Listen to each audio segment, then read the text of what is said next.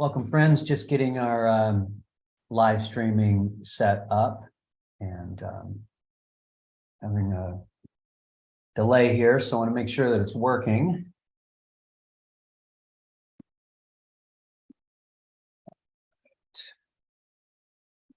Make sure y'all can see me. All right, looks like it's working. All right, we've got it. Okay. All right. Sorry for that delayed start. Hey, this is our second LinkedIn Live. And I want to thank everybody who attended the first one last week. And I also want to thank everybody who watched the recording and left comments and encouraged me to keep doing this. So, all right, so sharing my slides. So Brett Thomas here coming at you from Austin, Texas with our second Facebook live stream. As a quick reminder, if you're attending live, feel free to drop a comment in, and I've got them up here on the second monitor here, and drop your questions in, questions or comments, and I will do my best to answer the questions as we go along. And going forward, feel free to ask me questions about these broad topics, and we're making a running list, and I'm going to attempt to answer as many of the questions that come in between live sessions each week. So with that, let's jump right into the live stream. Also, trying to keep these to right around half an hour so you can attend these on your lunch break live. Currently, they're at 11 a.m. Central Time for the spring. And that would be, of course, 1 hour later at noon Eastern or 9 a.m. in the morning if you're on the Pacific Coast. And today's topic is Pareto principle practices, the 80-20 of leadership. I'm really excited about this topic. This is something that we've been working with recently. We were the first to pioneer this idea of selecting the 20% of your leadership practices that are going to get 80% of the results. And because we invented practice-based leadership 23 years ago at the State Leadership Academy and Integral Institute, we've been doing this practice-based leadership approach, and we've been working with thousands of leaders to figure out which practices have the biggest impact and which practices are most important. So pretty exciting topic today, actually, the idea of getting 80% of your leadership results and outcomes and goals accomplished with 20%. The problem is most people don't know what their 20% is, and that's the focus of today's talk. So yeah, so 80-20, Pareto principle, we get 80% of our, in many things, not everything, but in many things, 80% of the results or the outcomes or the output comes from 20% of the input or 20% of the activities. So it's very safe to say that you in your leadership role and the leaders in your organization, 80% of the leadership results are coming from 20% of the leadership activities.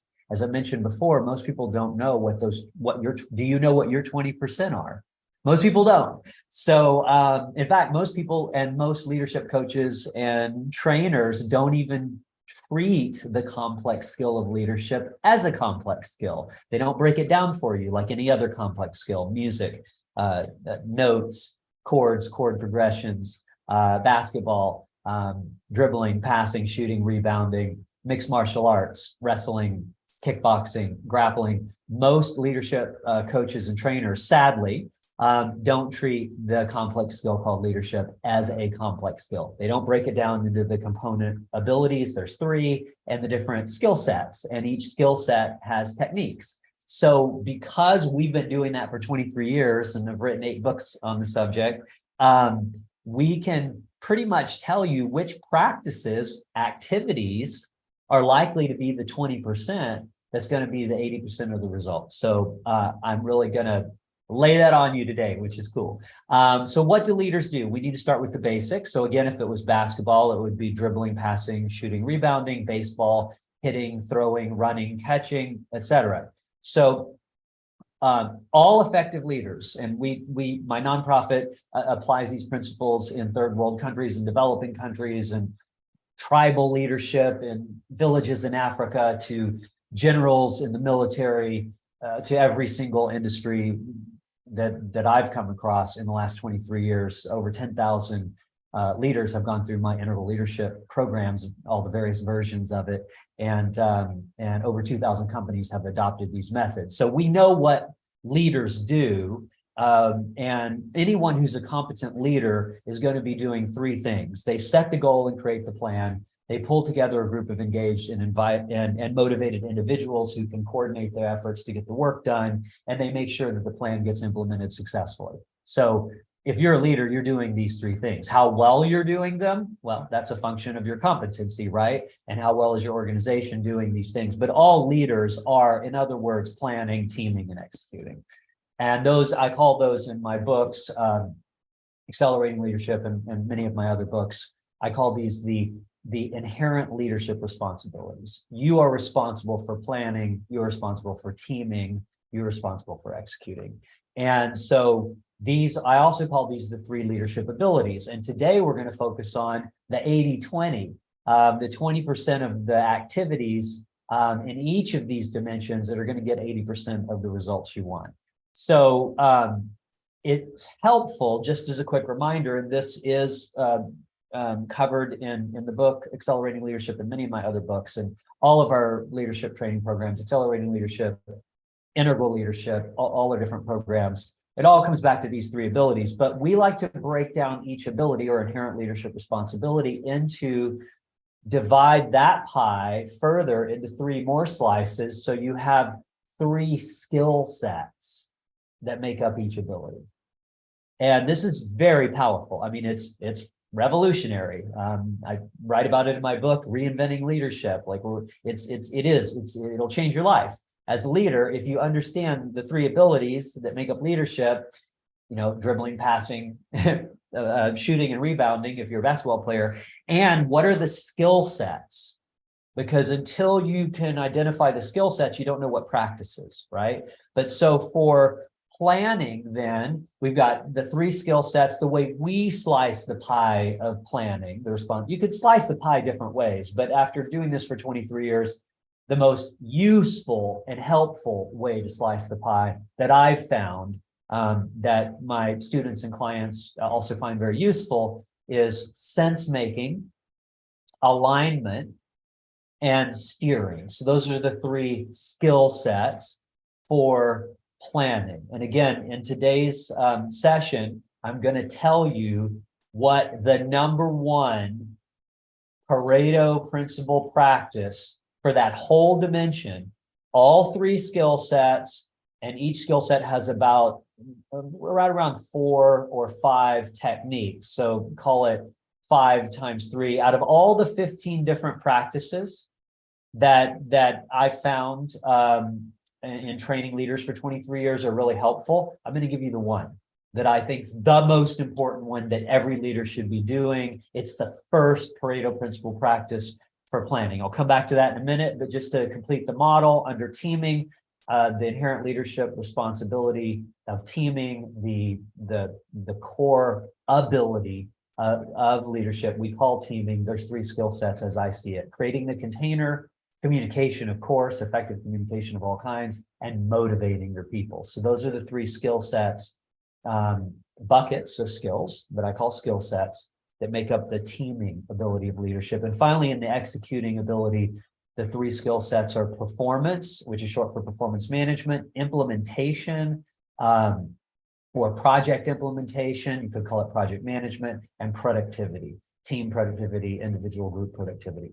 All right, so that's the model. That's called the universal leadership model. When we put the leadership styles and the follower mindsets in the middle, context around the outside, that's the universal leadership model. And I wrote a book called The Universal Leadership Model. You can check it out, but it's covered in most of my books.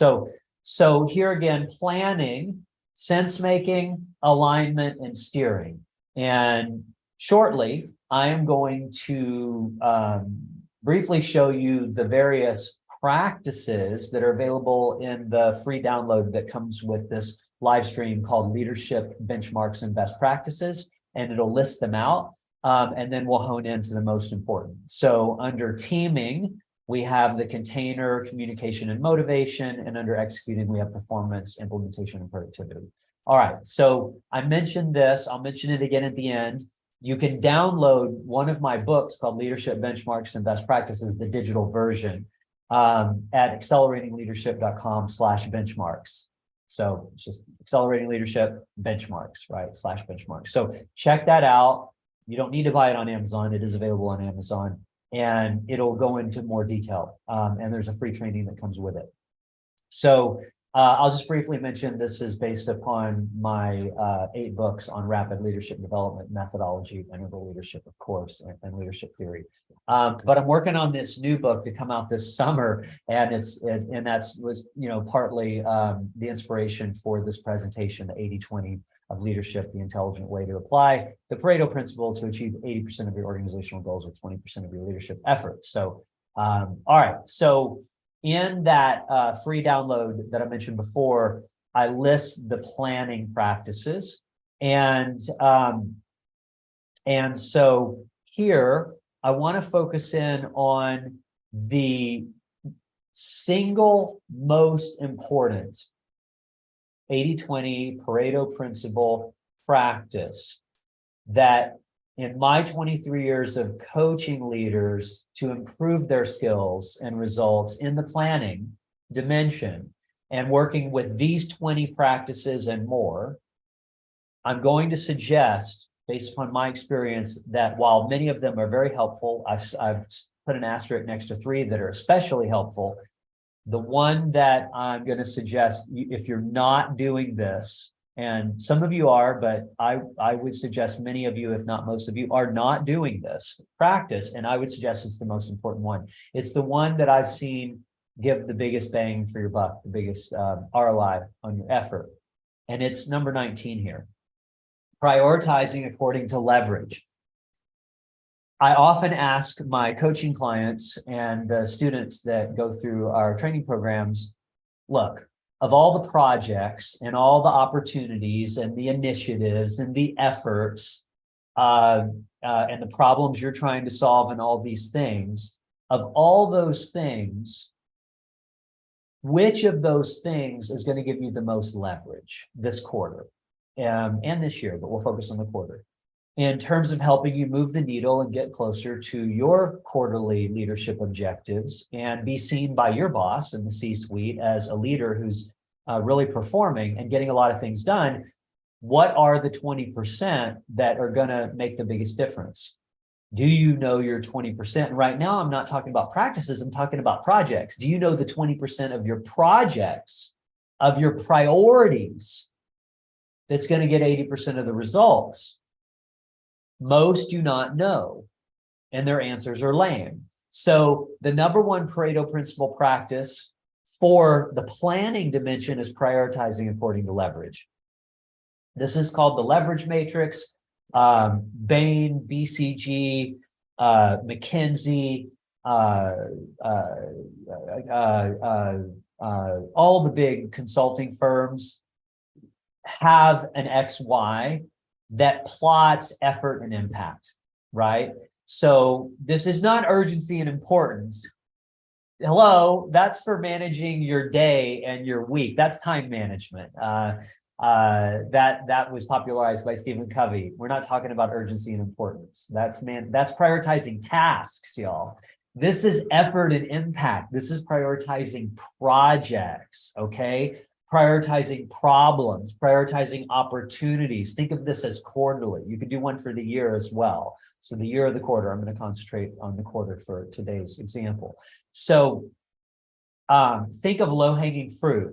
The higher effort on the vertical axis is high-hanging fruit. You got to climb up in a tree, get a ladder, high-hanging fruit. But the low-hanging fruit are things that you can get done this quarter, projects, efforts, initiatives, undertakings, solving problems, attacking opportunities, etc. Those projects or undertakings that are lower effort or lower hanging fruit. So that's the lower side of the matrix. And by the way, the ones that Bain uses and BCG and also the one that my old company that I started with my dear friend Rand Stegan and I exited a number of years ago. And they're still running the wonderful, my original classic integral leadership program, which is fantastic. They teach it the way that I originally taught it. And the matrix is wonky. It's higher effort is not higher. And so it's weird. And so that's just the way that it came from Bain when our wonderful partner brought the matrix in from Bain Consulting. But I've made it more user-friendly. So now higher effort is on the top, lower effort is on the bottom. It works way better. And also impact is on the right instead of the left. So this is the new leverage matrix, the new and improved, more intuitive. So the higher quadrants then are higher effort. The lower quadrants are lower effort. I've labeled it accordingly. And again, we fixed it made it more intuitive. Low impact is on the left, high impact is on the right.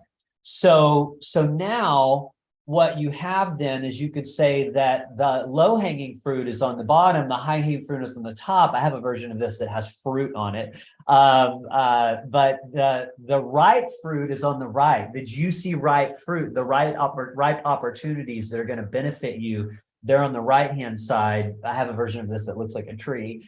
And the left-hand side, that fruit's not ripe yet. In other words, that fruit it's not very valuable. Okay, so another word for impact is value. So you could say effort and value. That's fine. And effort includes both financial cost and obviously bandwidth and budget. So that's how you remember it. Bandwidth and budget is my personal bandwidth, but also the budget I have. So bandwidth and budget, effort, and then impact. Another word for that is value. And so what that does is that creates 4 quadrants. And so your highest leverage is low in the tree, low hanging fruit, and the fruit is ripe. It's very valuable. And so the highest leverage should always be on the lower right if you want a real user-friendly version of the matrix. But people put different things on the XY. That's fine. But I love this one because it's so user-friendly. It's easier for you to share with your team. By the way, any of the tools, the leverage matrix, I'm gonna hit you with some really kick-ass tools today. Drop a comment with the name of the tool and ask nicely, and I'll send it to you. Or shoot me a message on Messenger, and I'll shoot it. Me or one of my team members will give you a free copy of the tool. I don't make money on the tools, so much less on the books. We make our money when people attend our coaching programs and our leadership training programs. So happy to give away my IP and happy for you to use it. With your team, we're very new school about IP, not old school, the way we were in the past. So that's the leverage matrix. And so you want to put Post-it notes on there. You can put it up on a wall. We do this with executive teams and we put it up on the wall. So you want to put Post-it notes on there, or you can, I can send you the PowerPoint or Google slide, and I have literally little, digital Post-it notes, and you move them around. And it changes quarter to quarter. So that's the leverage matrix. We teach half-day and full-day workshops on how to use the leverage matrix. There's whole lessons in our online and all of our training and coaching programs. So I did a very brief version. It's pretty intuitive, but there's certainly lots of nuance and pro tips and all that stuff. Maybe at some point I'll do a live stream or YouTube video or a free training video just on this one tool. That would probably make sense. So let's move on then. So we did planning. Now we move to teaming. So teaming practices. So again, this is one of the 3 inherent responsibilities of leaders. Teaming is one of the 3 essential abilities of all leaders across all cultures, in all contexts. Again, it's universal leadership, integral leadership. But teaming has about 18 different practices that we teach in our programs. And so we have about 18 different practices that we teach at the Stegan Leadership Academy in my original classic integral leadership program, and its 23rd year now, going strong. We teach 21 practices. I teach about 45 practices, about 15 practices for each of the 3 dimensions. Now in my other integral leadership coaching and training programs, my integral leader program, my new flagship, and of course my accelerating leadership program, my other flagship. So 2 flagships. But today I really want to focus in on 4 that's really 1. So under teaming, and just like the prioritization matrix, this is something that the majority of leaders are not doing. Almost all of my books talks about it. It's at the heart of my leadership Rosetta Stone that I created with Ken Wilber. It's at the heart of integral leadership. It is integral leadership in a certain sense. And yet most leaders do not do this. And so it's pretty powerful. And that is, you have to know your followers, your team members. You have to know their needs and especially their values and their worldview. You have to understand it. And it's one of 4. There's only 4. And it's going to be one of those. And so again, all my books explain this. And so then you need to frame your messages. Why should they care about this project? Why should they care about this task that you're delegating to them? Why should they care about this upcoming meeting? Why should they care about this client? You have to frame the why. Start with why, Simon Sinek, but the why is different according to their values and worldview, because different people, some people are doing it to get a promotion, some people are doing it because they want the team to win and bond and have work that matters to them and meaning. Some people do it because they're rule followers and they want to follow the rules and they want to do what the leadership of the organization, the authority, is telling them. And so people have different reasons for doing things, but it boils down to 4 reasons, 4 motivators, 4 mindsets, 4 worldviews that I learned from Ken Wilber and Integral Institute, and is the basis of integral leadership. Then we have to translate the message and say it in a way that's going to be resonant with how they would say it, right? The C-suite versus somebody working on the loading docks, or stacking cans in the back, or doing quality control, or running sales, or in HR focused on inclusivity and diversity and all of these things. Those different people with different worldviews and mindsets are going to describe a project and why they like the project, and why they care about the project using different language according to their 4 different worldviews. So that's the translating. And I'm going to share a tool with you that I'll give you a copy of. It's one of the most kind of popular tools I've created over the last 23 years. And I'm happy to send it to you if you want it. We'll get to that in a second. And then finally, using the most motivating leadership style according to the follower mindset. So this is a little bit more advanced, but the idea here is there's a more collaborative style. There's a more kind of rule-based style, tell people exactly what to do. There's a more kind of competitive, best practice, expert, let's win style. There's certainly a more self-managed teams, collaborative, inclusive, treat everybody as an equal style. There are 4 very different styles. Again, that's at the heart of integral leadership. And so that's a little bit more advanced, but they're all the same thing. They're leading according to the approach to leadership, the way of messaging and language and framing why they should care in terms of why they would care. And so that's this one. And so framing and translating into the values dialect of your followers. I'm going to summarize 4 practices into 1. Framing and translating into the values dialect of your followers. I created this tool in 2012 when I I produced and ran something called the Integral Leadership Collaborative. Maybe some of you attended that. There was about 400 people that actually attended it live, but there was like 10,000 people that watched the videos. So that was when we were creating integral leadership, and I created this universal translator tool. It's like the worldview, the core motivational drivers, their primary concerns, goals and desires, the appropriate leadership style, how to communicate, how to influence, how to motivate, how to give constructive feedback, and how to give positive feedback. And it's all according to their mindset or their worldview or their value system. And so, and there's obviously 4. And so for those of you that know integral theory, there's the imperial worldview, the traditional worldview, the modern worldview, and the postmodern worldview. And so those are the ones you're going to run into 95% or 98% in organizational life. Those are the worldviews you're going to be coming across. So if you're interested, shoot me a message or drop a comment and I'll share this tool with you. So that brings us to the third dimension. I'm moving quickly. I'm trying to keep these to right around half an hour, lunch break, either catching it live or watching the replay when you have a half-hour break. So executing practices. I've put an asterisk next to 3.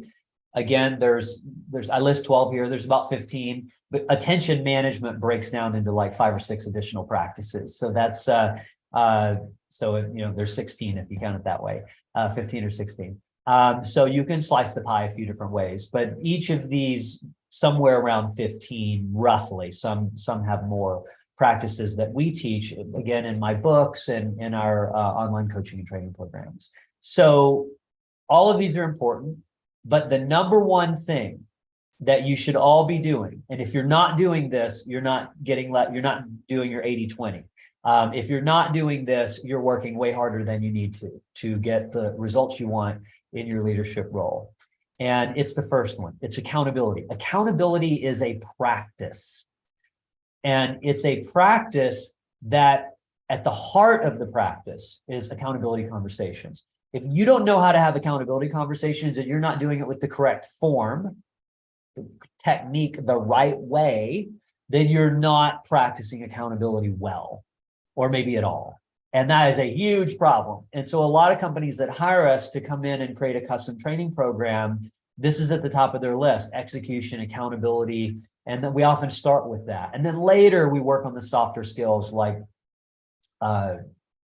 trust and teamwork and empathic listening and things like that. A lot of times we have to start like, let's get accountability, because you cannot execute without accountability. So accountability conversations, in brief, it's making effective requests by making it very clear what you want, by when, how, who specifically are you asking to do that, and then committed responses, being able to say, yes, I will do that by this time, on this date, in this way. And if they don't say that, if they just say, okay, or yeah, that's a great idea, somebody should do it, you're not practicing accountability. Lame, huge, one of the biggest leadership mistakes, actually. That's one of the main things that I put on my top 10 list of weak leadership.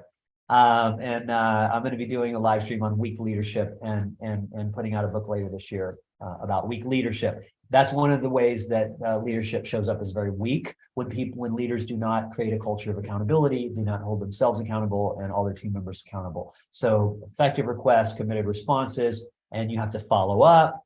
And there are breakdowns, and you have to have conversations when accountability breaks down. And so you have to be able to learn from that and talk about what can we do better next time. So that's the essence. Again, we have entire lessons and modules on this, but that's the essence of it. So that's accountability conversations. So not bad, pretty fast pace. Sorry if I'm talking faster than your preference, but trying to get this into around half an hour. As a reminder, I have this book that's for sale, available on Amazon. I'm giving it away for free, acceleratingleadership.com/benchmarks.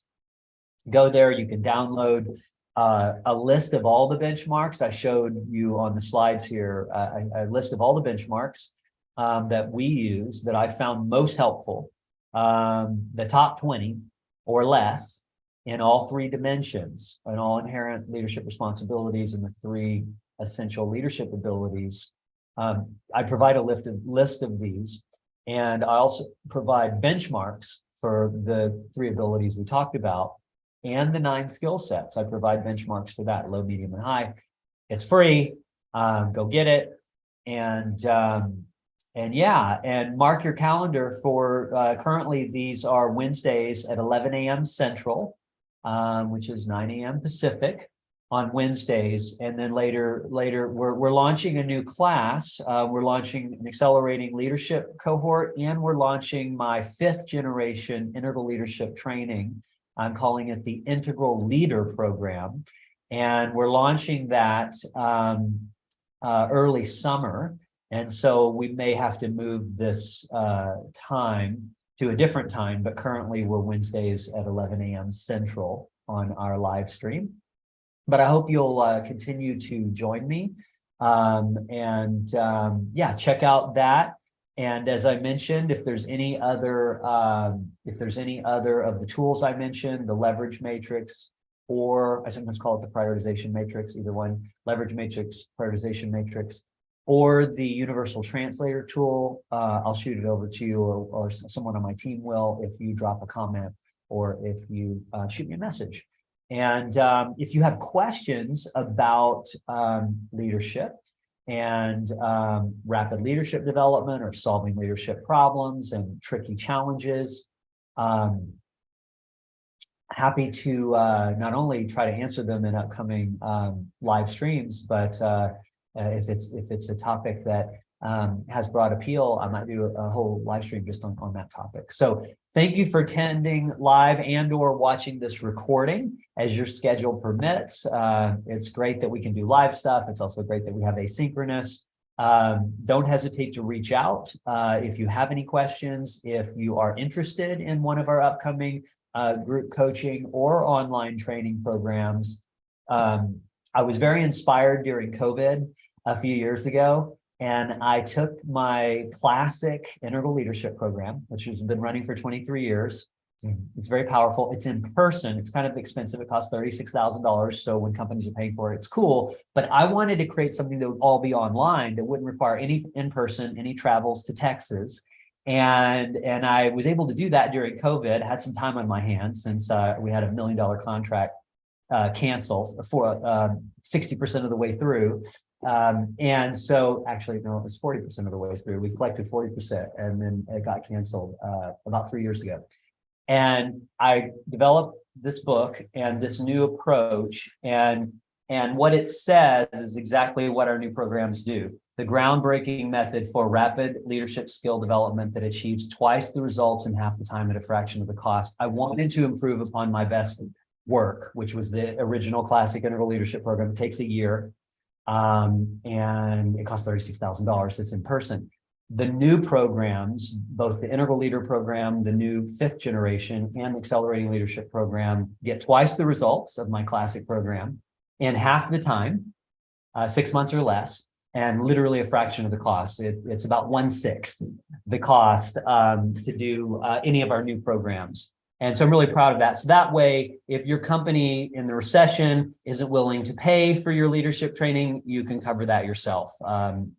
It's very affordable now. And so that was part of my inspiration during COVID a few years ago, 3 years ago, and part of my inspiration for launching all these books and all this online stuff is to democratize leadership and leadership development and give you the best leadership training in the world with literally the best leadership development methods that's ever been developed, and give them to you. I'm giving away some of my free content's better than a lot of the trainings that are out there. Sorry, but it's just true. And of course the paid trainings are very affordable. So democratizing leadership development. If you're a reader, check out my books. My latest book is called Reinventing Leadership. And if you're interested, if you ask nicely, I'll give you a digital copy of that for free. I'm really promoting my latest book, Reinventing Leadership. It's a short read and it kind of summarizes the other 7 books, which is kind of cool. That's it for now. Thanks again for your interest. Thanks for attending live or watching the replay. And I look forward to catching you in one of my other live streams or recorded live streams. Or let's continue the conversation in one of my books. They're all on Amazon, and if you ask nicely, I give them away for free as well. So that's it for today. Thanks again. Bye for now.